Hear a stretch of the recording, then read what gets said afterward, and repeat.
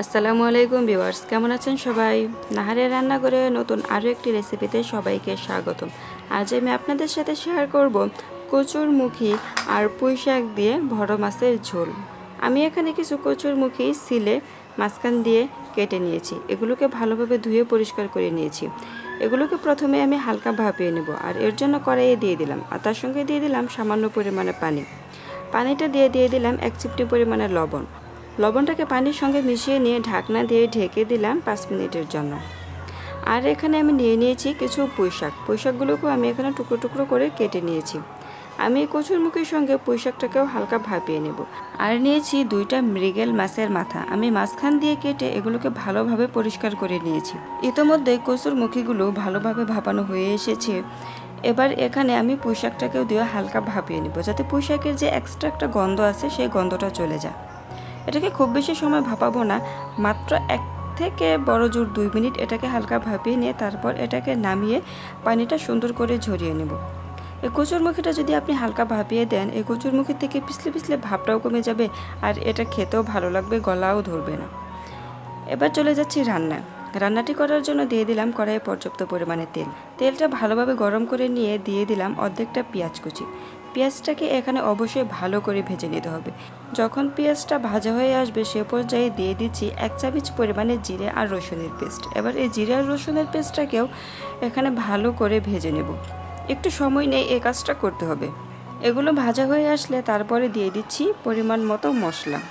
দিয়ে দিচ্ছি 2 চামচ পরিমাণে মরিচের গুঁড়ো, 1 চামচ পরিমাণে হলুদের গুঁড়ো আর 1 চামচ পরিমাণে ধনিয়া গুঁড়ো। এগুলোকে নেড়েচেড়ে মিশিয়ে নিয়ে তারপর দিয়ে দিলাম পরিমাণ মতো পানি। পানিটাকে মশলাটার সঙ্গে মিশিয়ে নিয়ে দিয়ে দেব স্বাদ মতো লবণ। এবার লবণটাকেও মশলাটার সঙ্গে মিশিয়ে নিয়ে 5 মিনিট মশলাটাকে ভালোভাবে কষিয়ে নেব। যে কোনো রান্নার ক্ষেত্রে মশলাটা ভালোভাবে কষিয়ে নিলে রান্নার টেস্টটা খুবই ভালো আসে। মশলাটা কষানো হয়ে গেলে এখানে দিয়ে দিচ্ছি মাছগুলি। এবার মাছটাকেও এই মশলাটার সঙ্গে ভালো করে কষিয়ে নিতে হবে। প্রথমে মাছটাকে নেড়ে চেড়ে মশলাটার সঙ্গে মিশিয়ে নিচ্ছি, তারপর ঢাকনা দিয়ে ঢেকে দিচ্ছি 5 মিনিটের জন্য। এই 5 মিনিটের মধ্যেই মাছগুলো ভালোভাবে কষানো হয়ে যাবে। এর মাঝখানে একবার আমি ঢাকনা খুলে মাছগুলো উল্টিয়ে পাল্টিয়ে দিয়েছিলাম। 5 মিনিট পর মাছগুলো খুব সুন্দরভাবে কষানো হয়ে গিয়েছে। এবার মাছগুলোকে তুলে রেখে এই মশলাতেই আমি সবজিগুলোকেও ভালোভাবে কষিয়ে নেব। দিয়ে দিচ্ছি সবজিগুলো।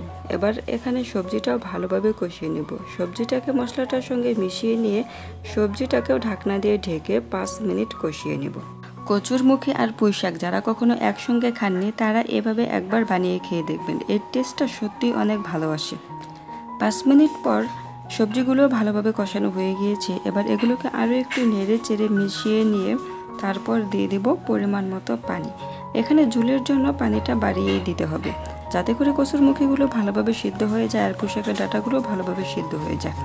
পানিটা দিয়ে একই সঙ্গে আমি তুলে রাখা মাছগুলোকেও দিয়ে দেব, আর তারপর সবগুলো সুন্দর করে মিশিয়ে নিয়ে ঢাকনা দিয়ে ঢেকে ফুল আঁচে পুরো 10 মিনিট এটাকে রান্না করে নেব।